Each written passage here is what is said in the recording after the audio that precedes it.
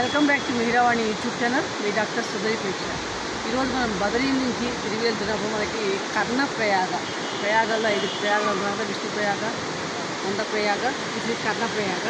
ఈ నంద ప్రయాగ దగ్గర మనకి అలకా నుండి దిశ మార్చుకొని నైరుతిగా మారుతుంది. ఈ నంద ప్రయాగ తర్వాత సుమారు 23 కిలోమీటర్ల దూరంలో, అంటే బద్రీనాథ్ నుండి 125 కిలోమీటర్ల దూరంలో కర్ణ ప్రయాగ, అక్కడికి తూర్పు దిశగా ప్రయాణించి అలకనందతో కలుస్తుంది అన్నమాట. మధ్యలో పడి పిడగంగ అనే నదిగా ప్రవహిస్తుంది.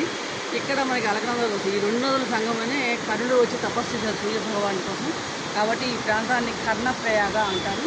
ఈ కర్ణప్రయాగ కూడా ప్రయాగ మనకి పంచసామలో కేదార్ బద్రీ నుంచి వెళ్ళే దిగందారిలో మనకి ఇది కనిపిస్తుంది. ఒకసారి చూడండి, 2 నదులు కూడా మనకి సంగమం కనిపిస్తుంది. ఇక్కడ రామ మందిరం కూడా ఉంది మనకి. ఈ కర్ణప్రయాగ దర్శనానికి ఇక్కడ రామ మందిరం దర్శనం చేసుకోవచ్చు.